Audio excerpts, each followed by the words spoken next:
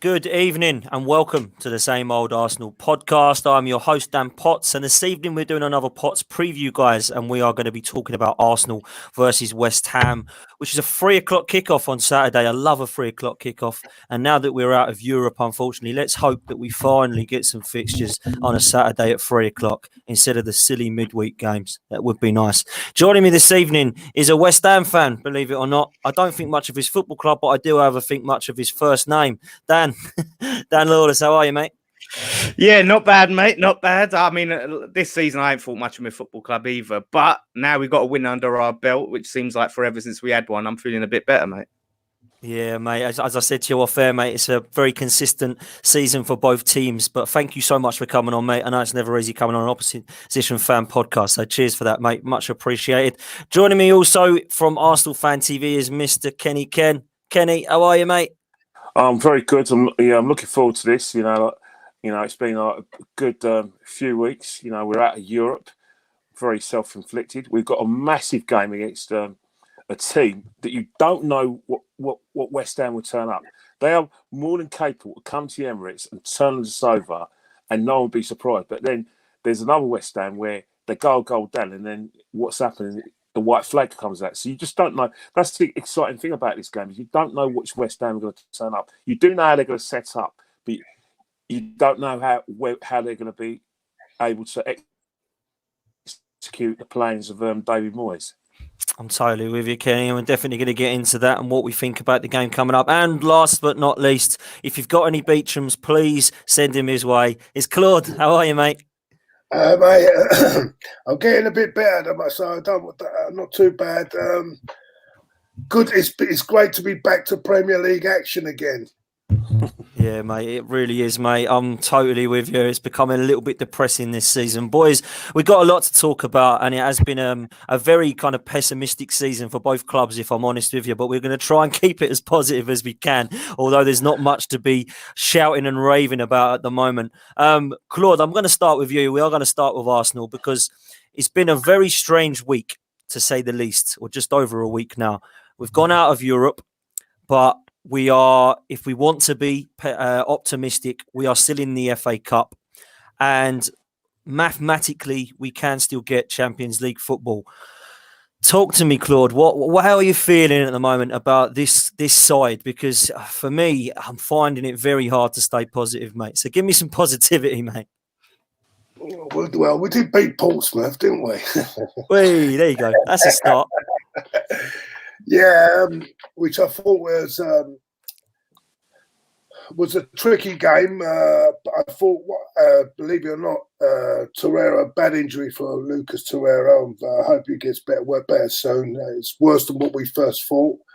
But Ceballos, I thought, changed the direction of the game when he came on, and in the end, it was a comfortable victory. Once we got the first goal, I think it was the second half was more like a training session, really.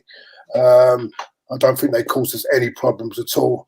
The Olympiacos game, well, it's one night to forget. I don't know what went wrong there. I just think maybe complacency. I don't think, as I said, I think there was, maybe there was a mental fatigue in the team, playing too many games in a row, Monday, Thursday. So I don't know. I don't know what went wrong there.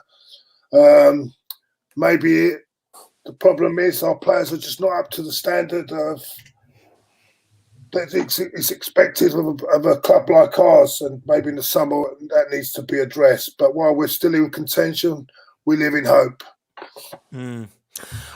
Kenny, I'm going to come to you quick. I don't like to, on these shows, normally look back. I like to look forward. But I am going to touch on the Europa League exit because I spoke to you afterwards and we had a couple of voice notes, and we were just chatting about it. We were both gutted about it. For me, this team is just letting us down year in, year out. These players don't seem good enough. And I said to you about it, and you went back further than me in terms of when Arsenal were poor in the kind of early 80s on Terry Neal and stuff like that. But it just seems to me now that these players like the Mustafis and Xhakas have had 4 or 5 years, and it's the same mistakes that they keep making every year. Does Arteta need to take some blame with what happened on Thursday night with picking the team with some of the senior players that are still playing, or do these players just need to look at themselves now? Well, the thing about it is that Arteta picked the team that everyone wanted. If you looked at the beginning of the season, everyone wanted a team with Ozil, Ceballos, Pepe, Lacazette, and Aubameyang. They wanted that sort of attacking riches, which we thought were going to happen. So, in terms of the team picked, he virtually picked the team that he wanted.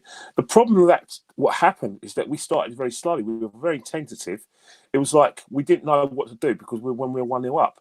And I feel you've got to say, Olympiacos just got their tactics pretty spot on. And it was very easy what they did. All they did was just get in Ceballos' face and give him no space to pass the ball to Saka and get the ball to Ozil. And they said to Ozil, right, you can have the ball in midfield, but we don't really want to pass to because we're going to mark all these guys tight. And that was the pattern of the game. But saying that, if our tempo is faster, we can get past the press. You know what I mean? And I think that's where we did go wrong. In terms of like the players, these players have got form. They have got a form that's like that in them. You know, you have to watch the game against Brighton at home, where they were awful. Frankfurt, which was Unai Emery's final game. And, the Southampton game as well, where we absolutely got battered. And we were very flattered to actually get a last-minute E-class from Lacazette. So, really and truly, these players have been letting us down all season. And you are right. I do agree, Arteta needs a clear-out. He can't surely trust these players to go in the trenches with them. Surely, in a game like this where you're 1-0 up, and I'm not saying the players down tools, but they didn't have the ability to get themselves out of a difficult situation. They didn't have the ability. There was no leader out there, someone like a Jordan Henderson to say, right, come on, let's up this. People just waiting for someone else. And I think that's where probably what Arteta did is he trusts these players too much. But unfortunately, this is what he's going to have to do to the end of the season. But, Olympiacos is gone down now. We've got to, as you say, move forward. Mm. Yeah, you bring up some great points there, Kenny.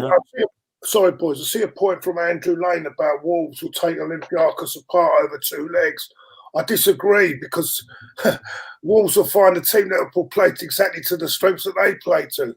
So, you know what I'm saying? I think they'll sit behind as well, like Wolves do. It's going to be quite a boring game, I think, because both teams do exactly the same, don't they? Yeah, so I can't see that happening. I can't see Wolves actually taking Olympiacos apart, but unless it's your opinion, Andrew. Sorry. That's right, mate. No, you're fine, mate. Absolutely no worries at all. I think it's a good point. I think Kenny brings up some great points as well about needed a clear out. I think Arteta needs another 2 full seasons with 4 transfer windows because we have got so many bad players. There are 6 or 7, maybe 8 or 9 players that we need to try and get rid of over the next couple of seasons. And to do that, we're going to need to try and replace them. But I actually don't feel like we would miss a lot of these senior players. I do think it would be a shame if we lose Aubameyang. I think it would be hard to replace him. But really, everybody else, I think, are replaceable. Dan, I'm going to ask you your thoughts on Arsenal because I'd like to get an opinion from the opposite fan before we move on to the weekend's game. I know it's been a very, very frustrating season for yourselves as West Ham fans, but what do you make of this Arsenal team? I mean, surely in previous seasons you've come to the Emirates thinking, I don't fancy this. This could be 4 or 5. Surely you must be thinking of the weekend, this is Arsenal team that we can take apart. Yeah, I mean, it's weird though because you have so many good players that are just not performing for whatever reason, whether it's the whole change of manager, whether it's the mentality of the players. It's hard to say, but you look at on paper, that's a team that should be doing a lot better than they are. So when I come into the game, I'm thinking Arsenal, with the way they are, you can get something, but having someone like an Aubameyang there, you're always worried about that threat that can always come back to bite you. And the thing is, it's just with the Champions League football thing, maybe losing out on that and him going next season, potentially, not definitely. That's something that I'd be very worried about as a fan, and maybe the dressing room, because the dressing room probably think where the goal's going to come from if this geezer's gone. So yeah, it's similar. I've always seen, like, for the past few years, Arsenal and West Ham to be kind of parallel with the problems that we have. Obviously, you guys have been a little bit further up the table than us, but parallel problems, owners and all of that sort of sort of thing, and everything that goes on with the club that moves the stadium, all of that, very similar situation. So I can really see a lot of similarities. I'd rather be in your position than ours, but there you go. Yeah, no, mate. Listen, it is quite similar in terms of frustration. I can tell you that. Claude's just got his burger out, so I'm going to let him have his dinner. And Ken, I'm going to come to you, mate. Sorry about that. Delivery, no, sir. you're all right. Delivery, No, sir. you're fine, Claude. You crack on, buddy. Uber Eats. Ken, this game at the weekend now, if we do want to be positive and optimistic about our chances of top 4 or 5th, whatever happens to City, surely we need to start by winning this game on Saturday. If we win this game on Saturday, that should give us a little confidence that we have left at the club to move forward now. Surely this game is so important for us, is it not? Well, definitely, because if you look at our last 2 league wins, they've been at home, and what's happening now is that Aubameyang's scoring and setting even goals from that. Set, Eddie's getting a bit of form, even though I'm still need a bit of convincing, and Pepe's getting a bit of a free rein. But in terms of Arsenal's resurgence, especially looked at, it has been the young left back. Bukayo Saka, who's been, in terms of assists, but getting down that left wing, he's going to be causing a lot of problems. So in that respect, we have to win that game. But I do look at West Ham, and I can virtually see causes problems. I can also see how they're going to line up. For instance, we know, even with that, looking at the lineup, the most important players for West Ham are going to be Rice and Noble, because what Rice and Noble are going to do, they're going to try and curtail the attacking prowess of, Sabias. So basically, Noble's going to get in his face, and they're going to take time to get in his face, and they're going to cut off the supply with Xhaka, leaving Ozil isolated. That's how West Ham are going to try and win the game. And another important player for West Ham as well is Mikel Antonio. I don't know where that guy gets his engine from. I really don't know.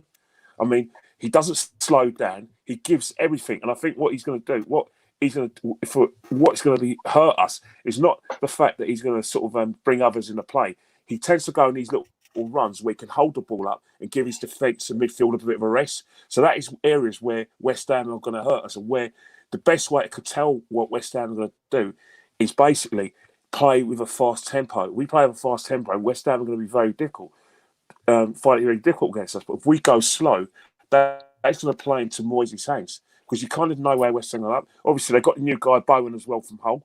Got his goal last week, so he's going to be, playing well. And plus, in terms of like creativity, they're going to rely a lot on Fornals and, Haller to hold the ball up. So really and truly, their weakest point is probably defenders, the Italian, Nigerian, and Diop.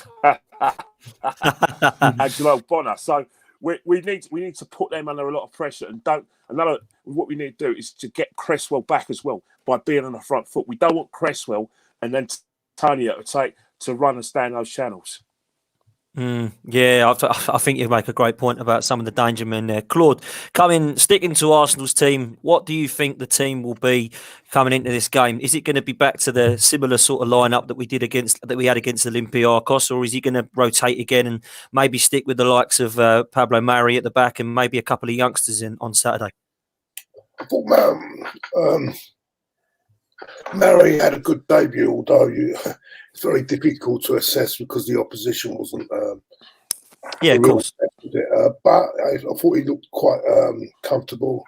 I feel I'd like to see him play against West Ham. I'd like to see him and possibly keep Luiz. Well, I'm not the biggest David Luiz fan. I know Kenny is, but I'm not a big fan. I think Hector Bellerin, is he back fit now? I suppose you bringing him back in with. And I'm hearing Kieran Tierney's now back in full training, so I wonder whether we'll play Tierney and play Tierney at left back and play Saka down further forward. We could do that. You can't, Claude. You can't do that, mate, because Judges reckons that Saka's the next Ashley Cole, so he's got to play at left back, isn't he? Now, Don't listen to the judges. Don't listen to the judges. He changes opinions like he changes his socks. Well, since he's put those glasses on, there's some funny things going on along in his head, I think.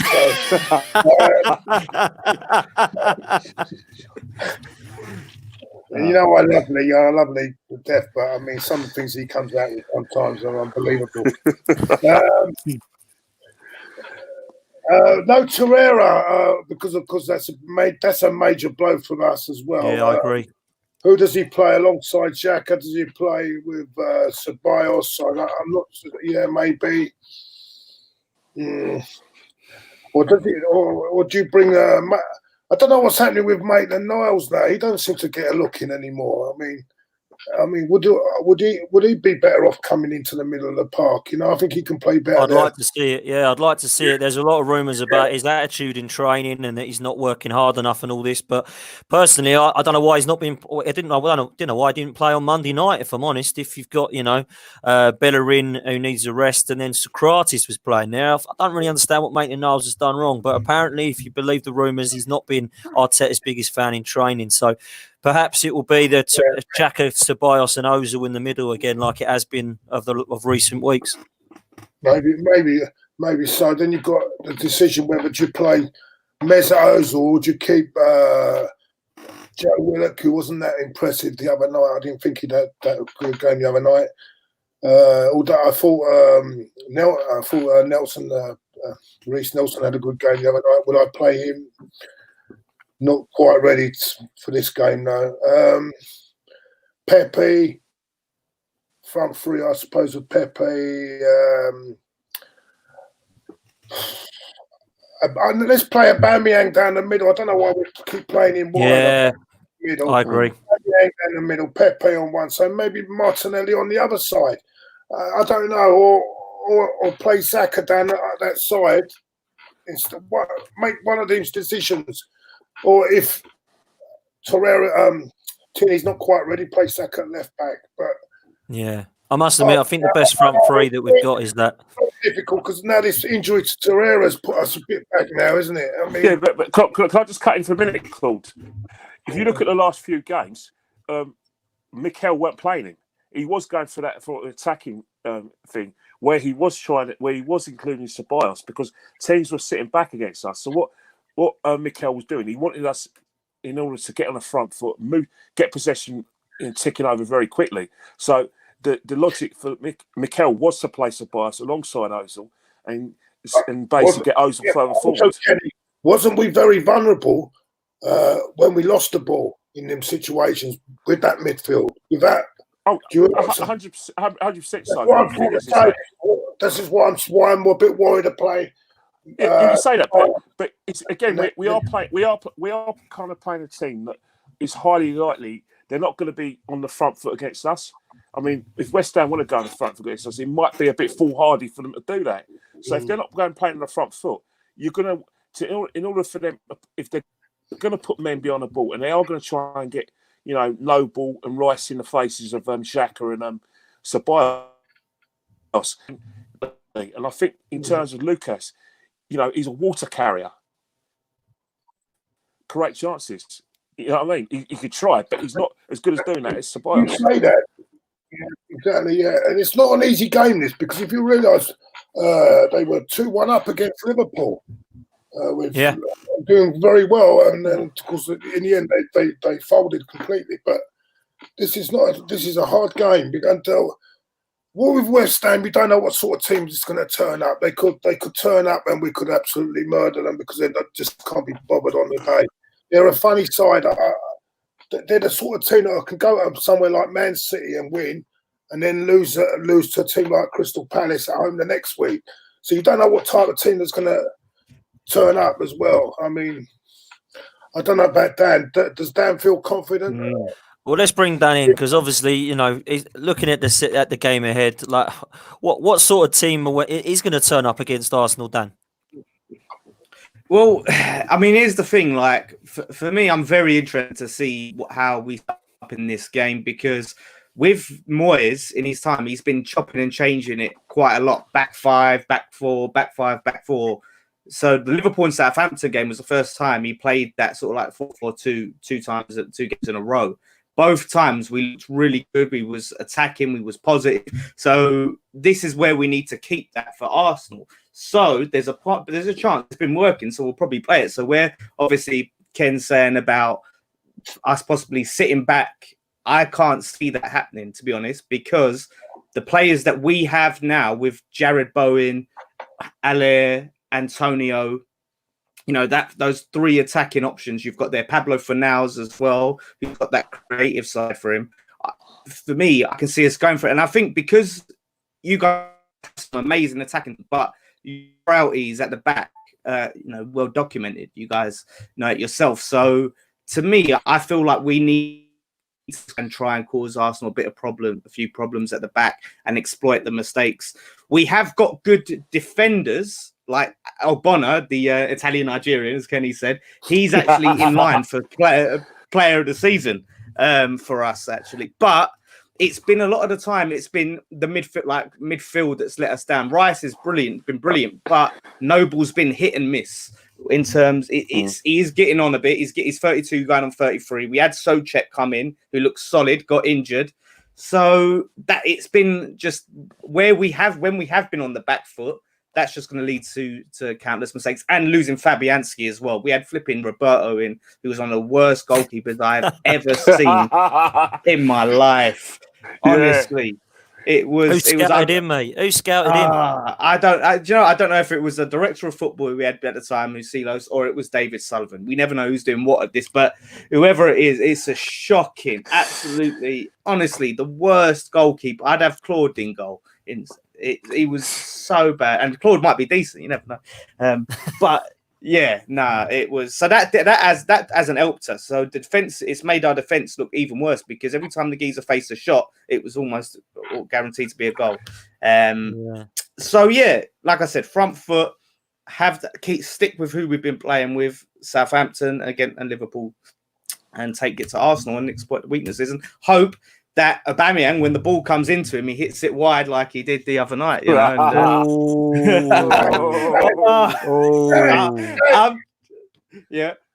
Dad, is Sonny Anderson? Is he playing still? Anderson? Is it Sonny Anderson? Felipe Anderson. Yeah.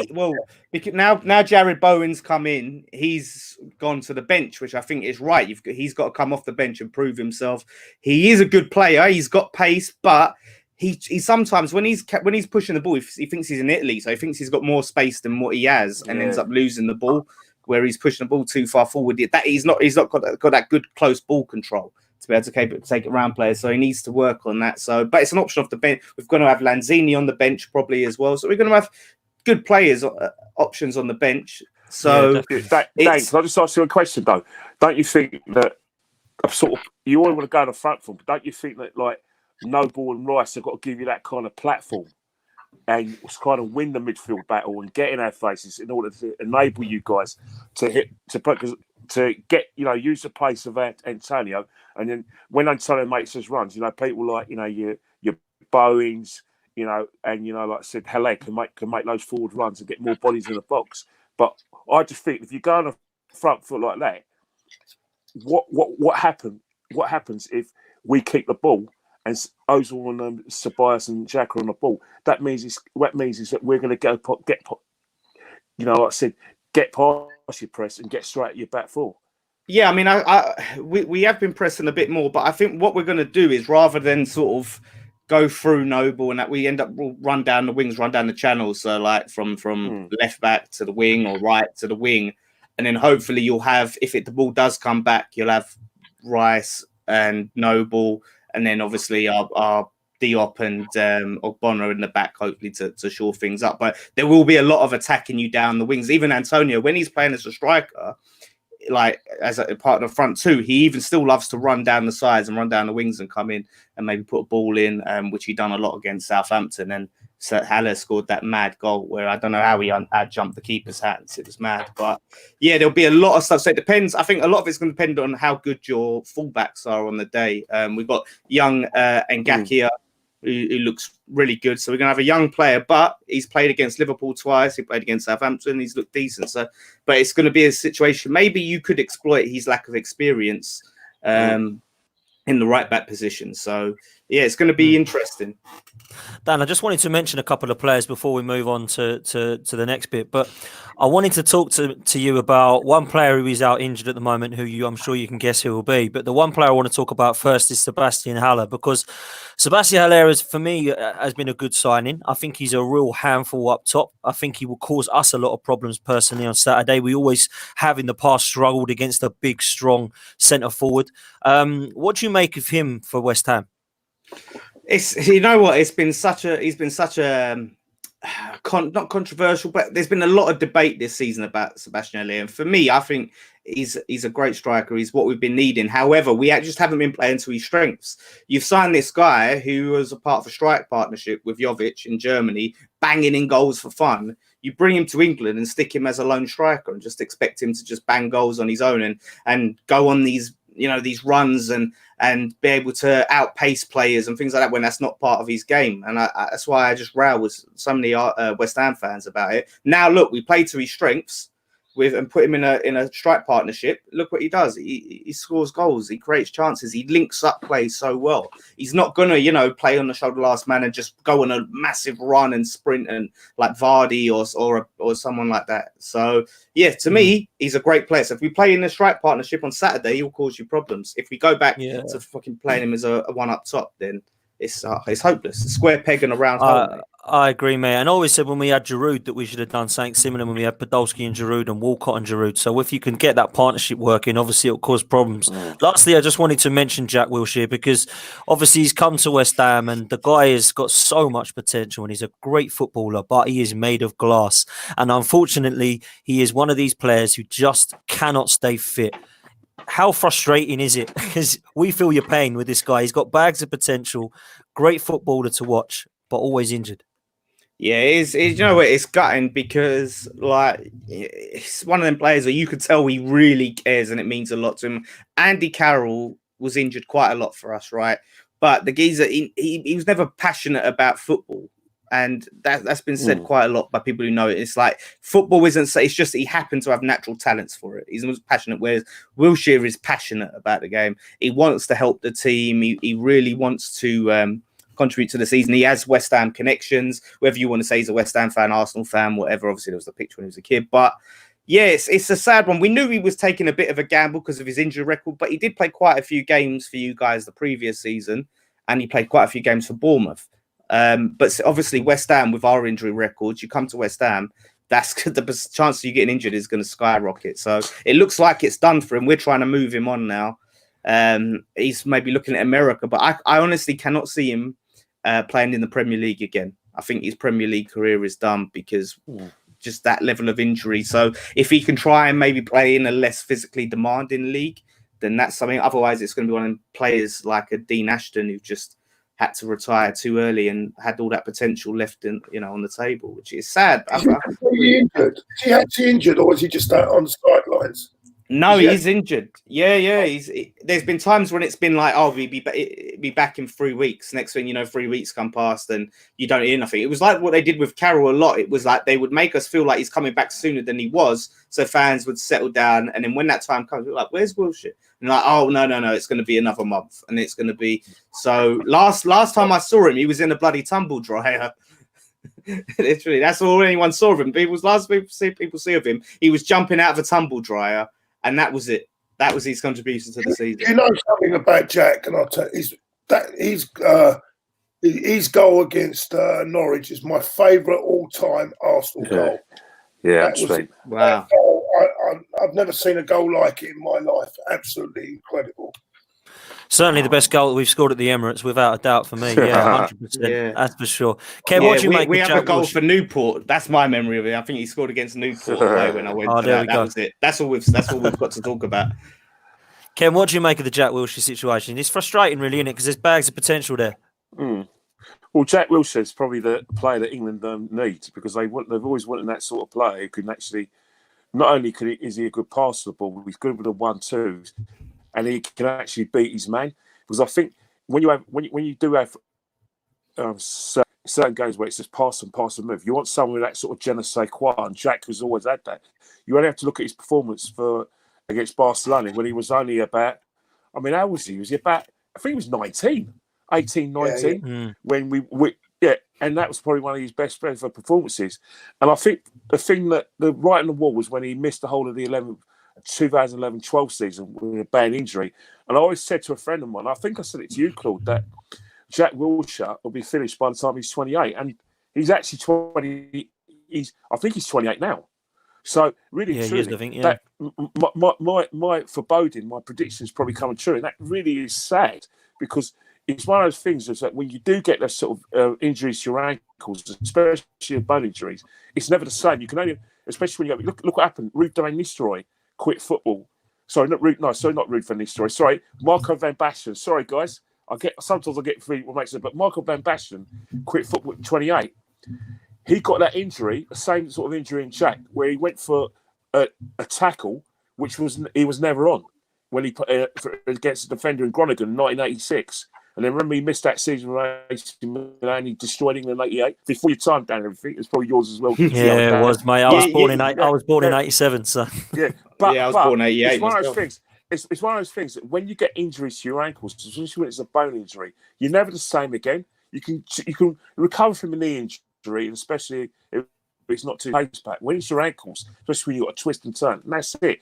And Jack's had a lot of injuries for his ankles, and because he's had to adjust the way he runs and has to play, it's affected other parts of his leg as well. And I think it's just such a sad situation. And, Arsenal, did a lot for Jack. But again, sometimes it's probably the same thing we had with Rocky. Medical advice said that we've got to let Jack go. And that's pretty true. Such a shame. It baffles me we gave him a 3-year deal, actually, knowing about his injury records. I know we wanted to have a bit of positivity, and Jack had the whole West Ham connection, but at least a 2-year deal, like 3-year, that was a bit. No, but Dan, I think the same thing happens is that when a player is so good and you want them to do well, even though you worry about the injury record. It's happened a lot of football. Norman Whiteside, he quit the game when he was about 26, 27. Fantastic player for Man United in the 80s. Went to Everton. He was told that he'll never, his career be over by the time he's 26 because Norman Whiteside is such a great player. Everton did the same thing, gave him a big contract. In the end, his knees couldn't take it. Medical advice, and I think that's what it was at West Ham. Yeah, it's a shame. I have to admit. Listen, we are sponsored as Same Old Arsenal by the West Cork Beard Oil Company, and this short advert, if you do have a beard like me and Kenny Ken, please get yourself some beard oil.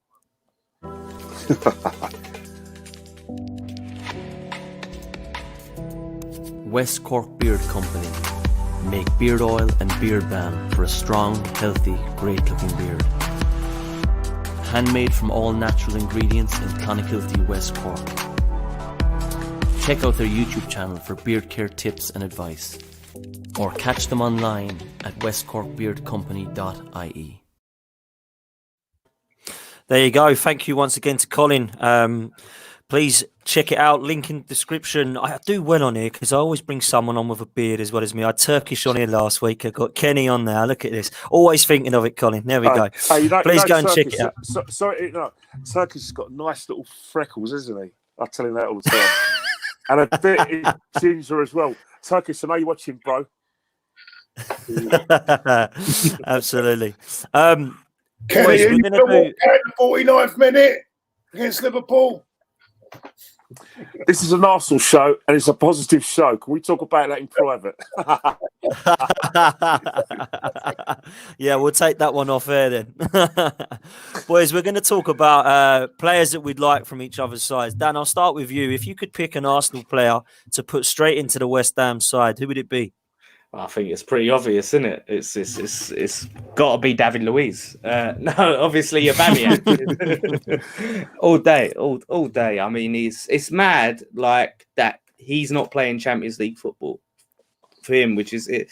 I know that's obviously talked about a lot, but he could play it. I feel like he could play for any team. in the world. I think you stick him in Barcelona, I think he's quality. Real Madrid, I think he's just that good a goal scorer. I mean, I would love to stick him and have a player like West Ham, and he's just so versatile as well, I feel. So yeah, all day long I'd have Aubameyang. Claude, how vital is it that we try and keep hold of Aubameyang?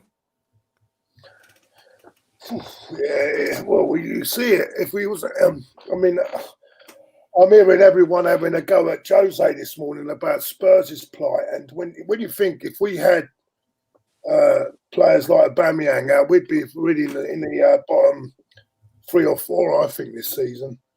To be honest with you, so yeah, I think the stats say we'd be 17th in the league. Apparently, we'd be absolutely struggling. But the problem is, as I say, it's no. If he doesn't want to stay and he's on the last year of his contract, I hate to say it, but he's no one is bigger than the football club. We can't allow another player to go for nothing. At the end of it would be complete suicide by the club for me. So we must make sure we get in the Champions League by hook or crook or somehow, or else we're going. That's the sad thing about it. But if he does go, we just got to invest it properly. The money, invest it properly. Probably get someone proper good winger as well, and then stick our faith in Eddie up front or Martinelli. You know what I mean?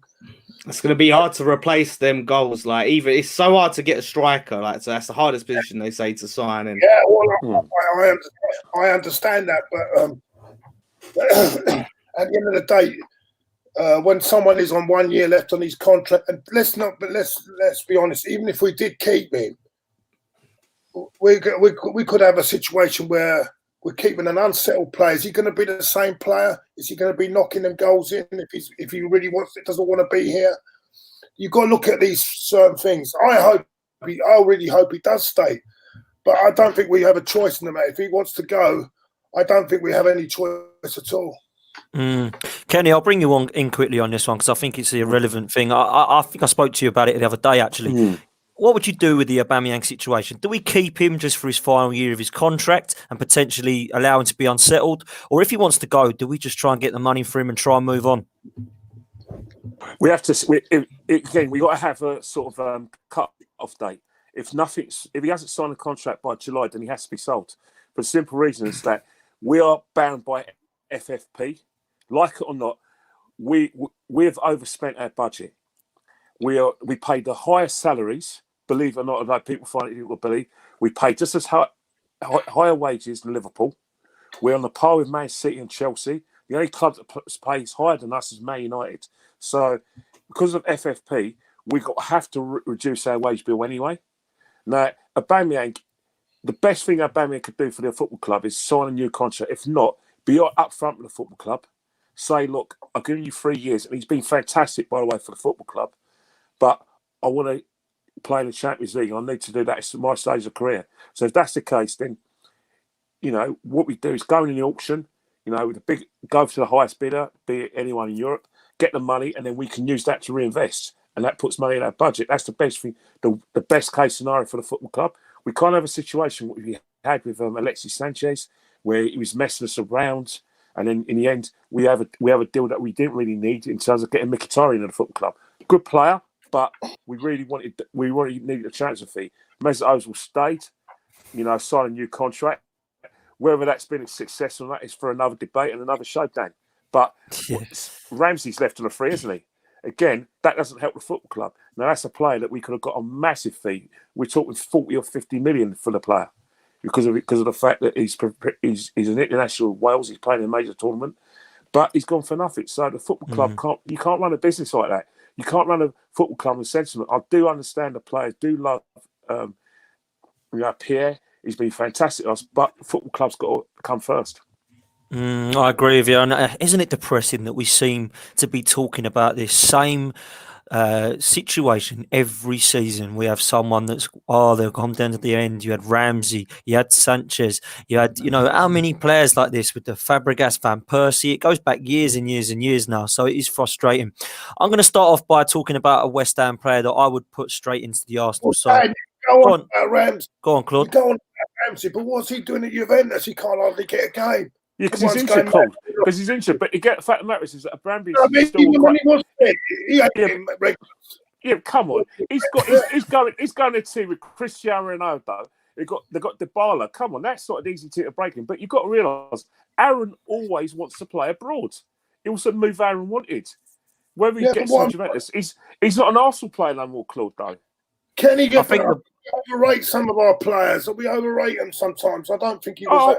Yeah, 100% we do. Because you know why we overrate them? You know why we overrate him, Claude? He don't play the position as Ronaldo.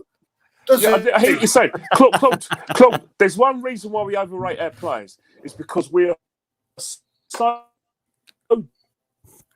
desperate for success that we will grab, which means if a player's not world class, we'll say he's world class. If our front three is average, we'll say it's the best front three in the world. For the little desperate.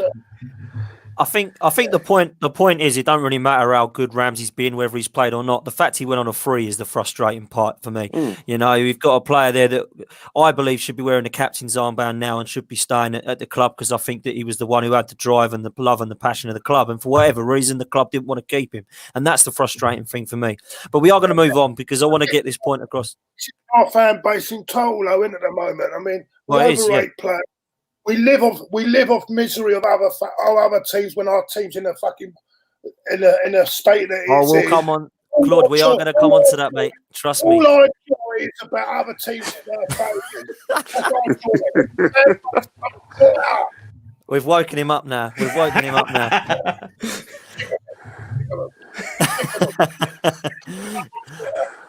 Anyway.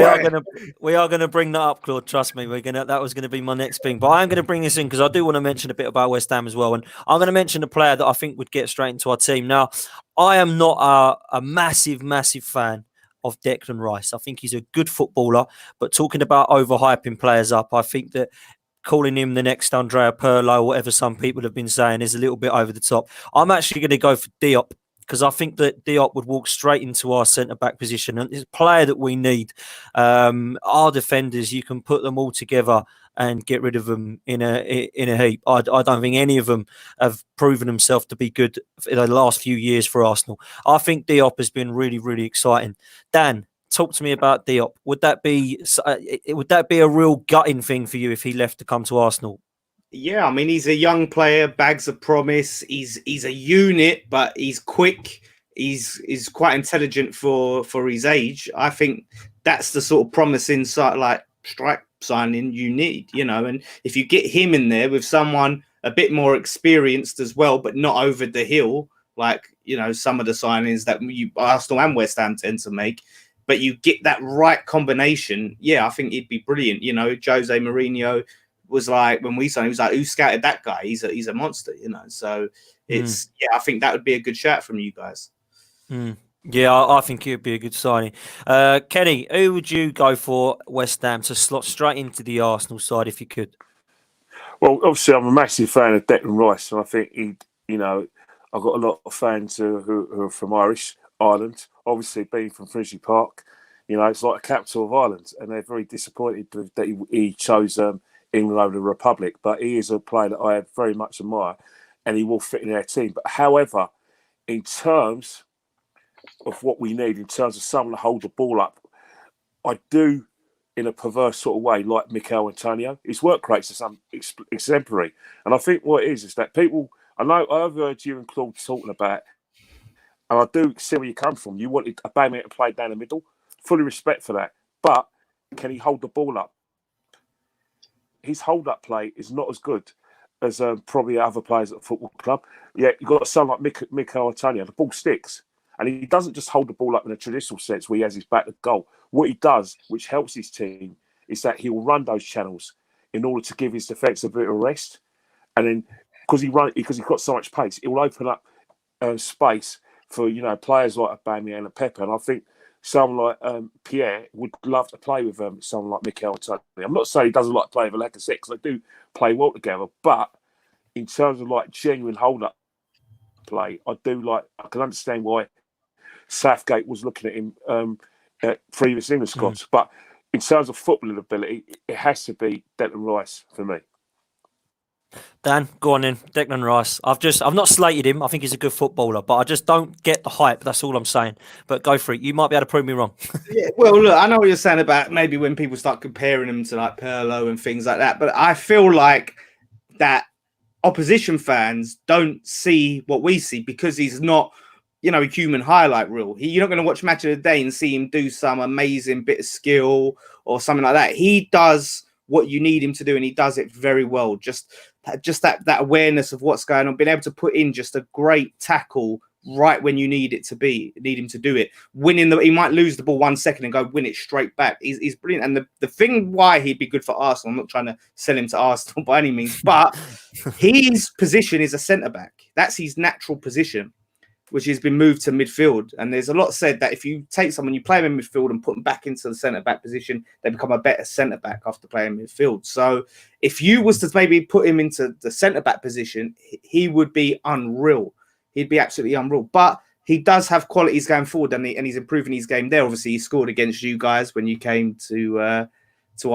Let's not talk about that. Last time. Let's talk about that. He got that goal. He got that quite a sweet little goal. I'm telling you, like if he was an Arsenal player, Arsenal fans would be just hype. You think we hype him? Arsenal fans would be hyping him to the moon. Oh yeah, you're right, mate. He's the best player that ever played. But he is. Once you see him play week in, week out, he's the sort of player you would love because of the stuff he does, the tackles he puts in, his work rate. He's captain material at the age he is now. So, yeah, I don't do some people maybe take some comparisons to. I don't think you need to compare, but he's a very good player for us and a player that I think would be amazing for Arsenal. Fair one. Question here, Claude. Thank you very much for your kind donation, Vishnu. Hello from India. Claude, we'll put this to you. What's your thoughts on Arteta? He isn't playing Ainsley Maitland-Niles on the right wing. He can't do any worse than Hector Bellerin or Socrates. Love the podcast. Thank you very much, Vishnu. Claude, I know we kind of touched on it earlier about Maitland-Niles. What's going on there? And do you think he deserves to be given a shot? Don't you mean right back on the wing? Sorry, right back. Yeah. Well, Bellerin's come back, although I don't think he's playing that great at the moment. He looks still a yard short on pace than he was before. And he was awful in the last game? I thought was it the Greek game? I thought Bellerin was awful in that game. Yeah, he was. And Maitland-Niles wasn't doing too bad in that position. I don't know what's happened with him, but apparently what's happened with him, he's had a bit of a fallout with Arteta, hasn't he? So he doesn't. He's saying he's not doing things in training, that his attitude's not right in training. So maybe he'll come back again, because I'm not sure whether Bellerin will stay there till the rest of the season. We'll see. I think he can come back. I would like to see him more in midfield, give him more of a chance in midfield, actually, to be honest with you. I don't know what happened. I don't know why we brought this other guy in. Apparently he's not. Was it Cedric? Yeah, he bought him, and apparently he's out for 2 months with an injury. That sounds very Arsenal, doesn't it? Sounds very Arsenal-like. Sounds very. Well, you guys are so West Ham. It's mad. It's mad how West Ham are. Hellstrom. Kim Kallstrom, yeah. You couldn't make it out, could you, really? I don't know why we bothered, because he's available on a free at the end of the season. So we're paying his wages to be here for sit in the crowd for 2 months. I don't understand it. Then they're going about we haven't got the money, and then we're wasting money like this. I don't understand it. I don't know what's going on there. No, it is a bit of a shambles.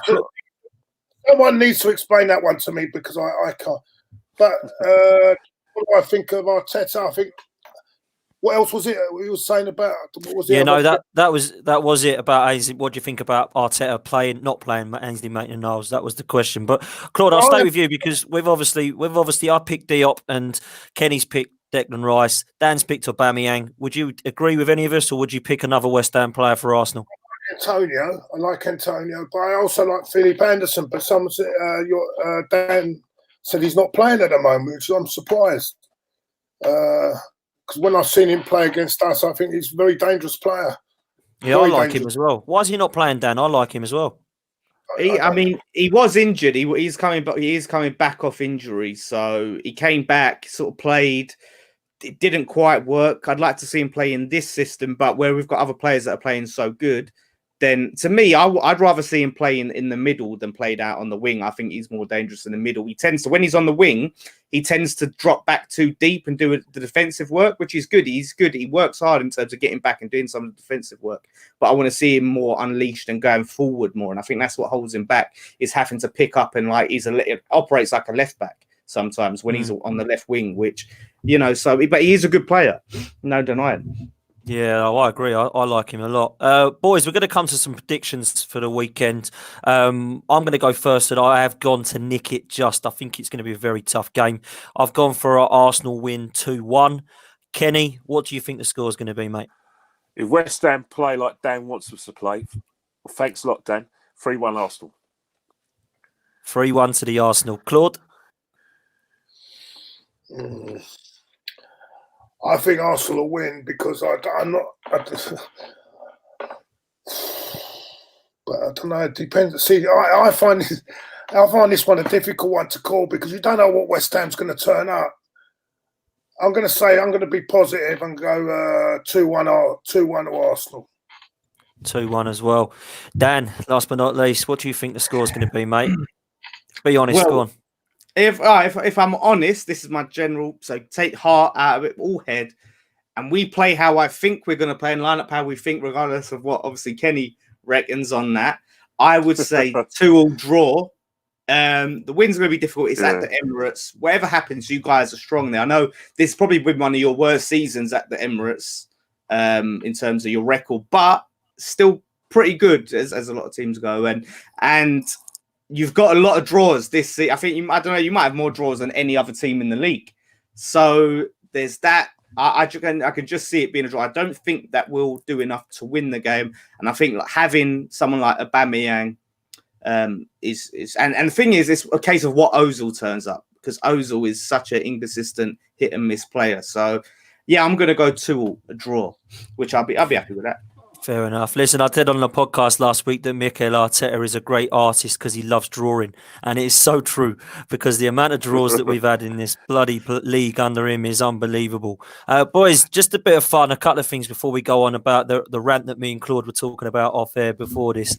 A little bit of fun. Dan, I'll ask you first as a West Ham fan. Your favourite ever West Ham goal, mate? What would it be? Oh, favourite ever goal? That's a hard one because... yeah, I mean, there's so many goals, but I suppose the iconic one everyone talks about is obviously the Paolo Di Canio goal, the volley. Got to be, innit? I absolutely iconic. Just the celebration, the scissor kick, everything about it was just, iconic. So I'll have to go for the Paolo one.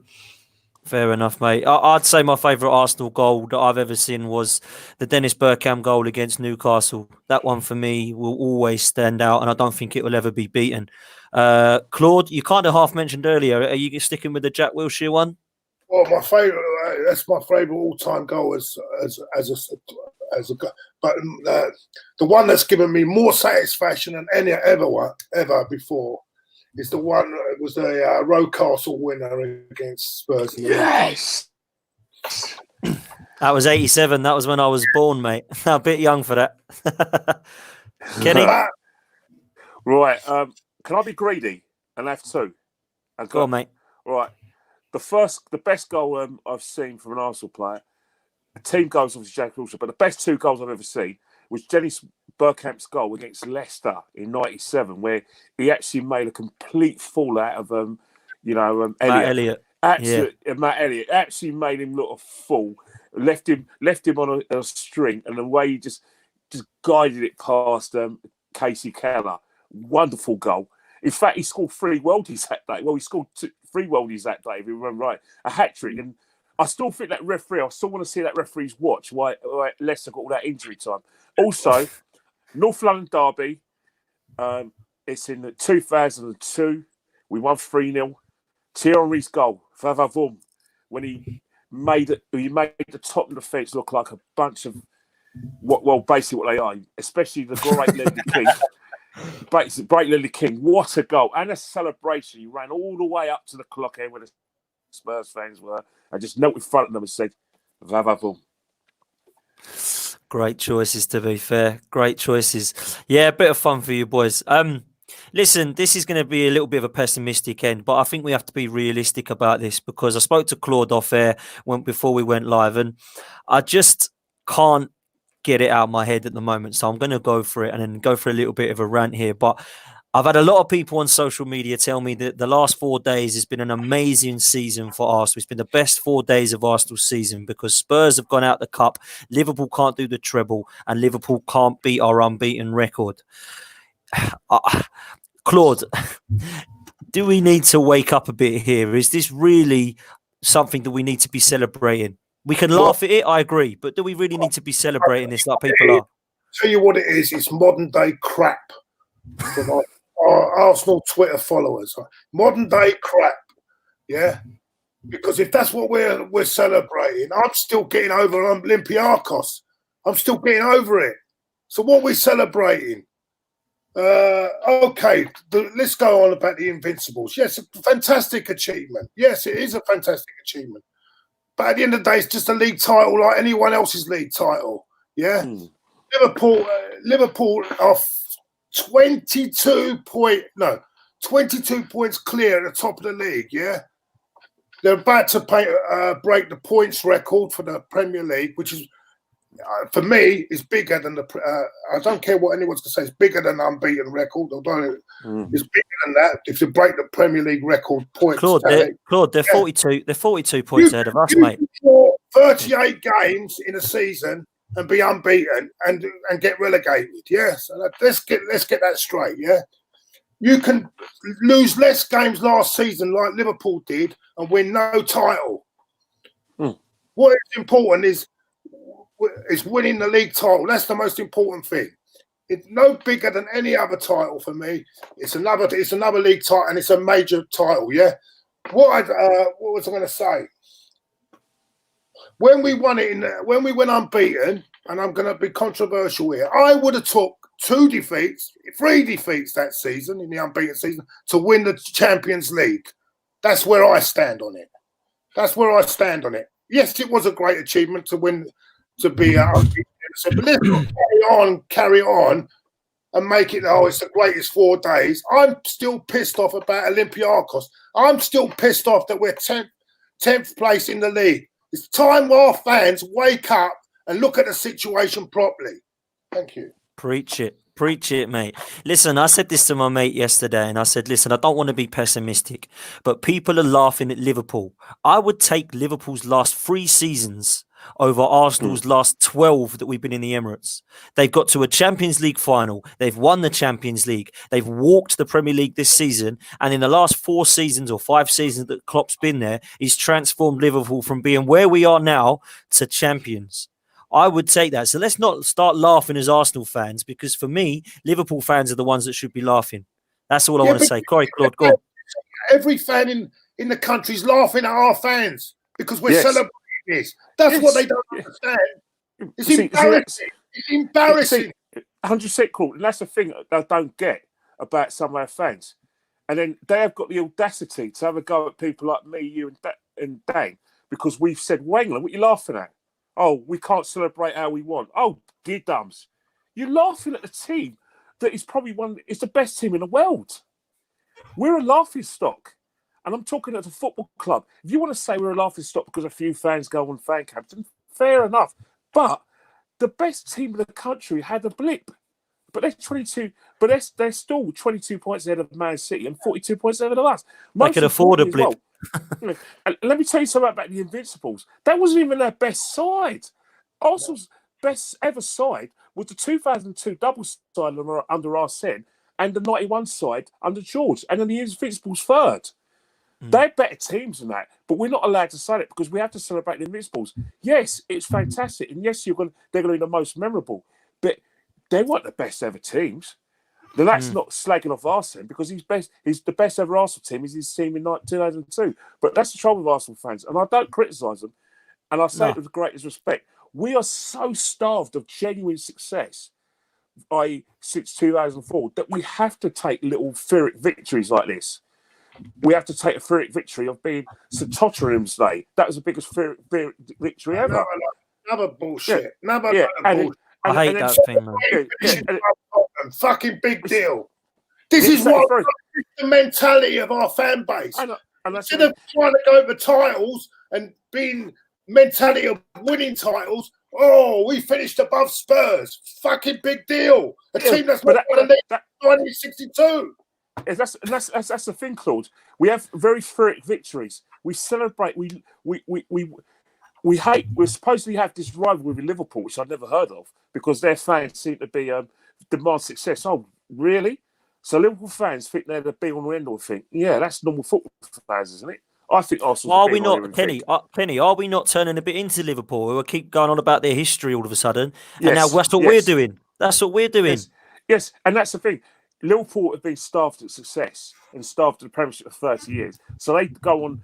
So when they would try and win the rivalry, they could talk about their 6 European titles, which they're entitled to do. West Ham fans, when in an argument, talk about them winning the World Cup in 1966. Don't think I was going to let you get away with that, Daniel Lawless.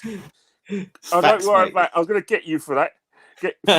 So really, truly, football fans are, because they love their football club, they can be deluded. But I think what Arsenal fans are doing, from a psychological point of view, is the lack of success. If we are winning trophies verbatim, like Chelsea, on a regular basis, I don't think we'll be going to the individuals that much, because we'll have last season's success. You know what I mean? I just want to bring a couple of comments in here and just answer them. I'm not trying to cause an argument here, but this is what we're getting at the moment. What's wrong with celebrating the fact that our record is still intact? I'm proud of what Arsenal achieved. No one is denying that. None of us are sitting here saying that we shouldn't celebrate that. Okay, so I think, we still got it, but let's not have fucking street parties about it. Do you know what I'm saying? Let's not have a bloody street party about the whole thing. Jesus Christ, let's have an open top bus then. Do you want an open top bus? Because we've still got the Invincible. Jesus fucking Christ. Close. There's children watching this. What a fan base. What a fan base. It's something it's something that I agree with, and this is why I brought it up, because I knew that people had an opinion on it, and I have a strong opinion of it as well. And I don't want this to be a ranty, pessimistic podcast. That's the last thing I need. But I think it needs to be put across, because there are fans out there that have become a little bit deluded with it. And I think we just need to wake up a bit and see the reality of where we're at. And if people are happy with the Mustafis and Chakas, then that's fine. But don't complain when we're coming 7th and 8th. Dan, just lastly, have you got? Car boot sale out for them, our defenders, all our defenders. I'd have a start a car boot that sale tomorrow. I would. They're all. I mean, it's a nice little retirement home in Stratford where they can all go. Not anymore, mate. Not that retirement home anymore, mate. Lumbergs and all of them. My camera's died. I'm still here, by the way. My camera's died. I've got to change batteries. Okay, mate. Mate. Dan, mate. I'm still here. I'm still here.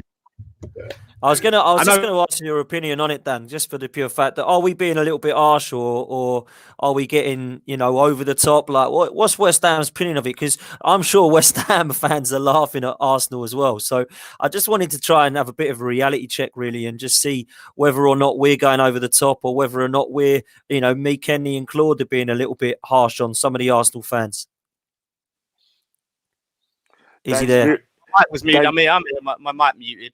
Right, I'm back. Right, no, I think you're all bang on. I think you're all absolutely spot on. It's just real. Like I said, I've always said it about Claude. He's the realest Arsenal fan that I've seen. And for me, I mean, I was having a bit of debate with some. Don't give him too much of a big head, mate. Don't give him a more bigger head than he's already got. I was having some debate with a couple of West Ham fans about this, because I tweeted out after the whole Liverpool thing, I was seeing Arsenal fans take the piss out of Liverpool. And I'm thinking, like, how can you take the piss out of Liverpool? Anyone would kill to have their season. And I think Claude is bang on when he says that more points, breaking a points record, getting over 100 is better. It shows that your team has been better over the course of 38 games, because you've got more points, you've won more games, you're the more clinical, more dominant team. You're more dominant if you get more wins than draws. So I think you guys are banging. A lot of people are acting like you guys are saying, "Oh, Arsenal didn't win this, Arsenal didn't win that." It's about now and where you're in now.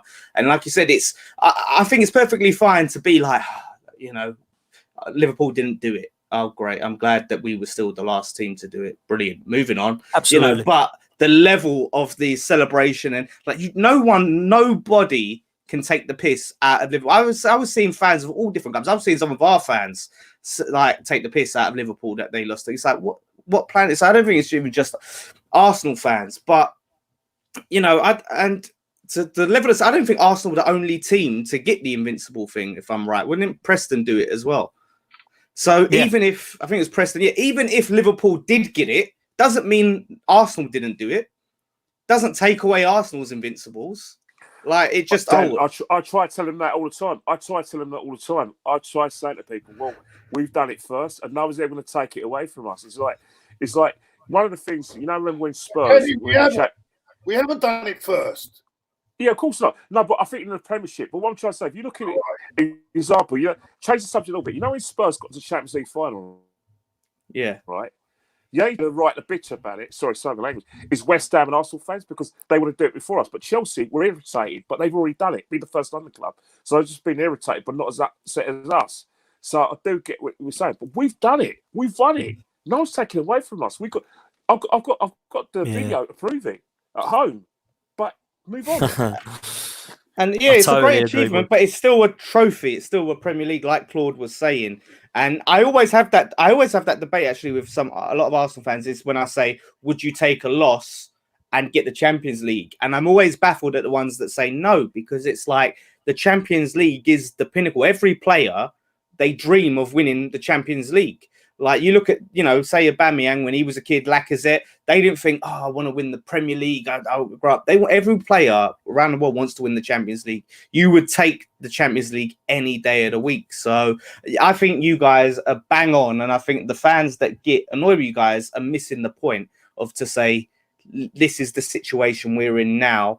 When because expectations are dropping for the club. Arsenal fans are celebrating these little small victories and not realizing you should be higher. And it's like almost like shrinking the club, because each season you're going to be happier and happier with less. So I fully agree with you guys to the max.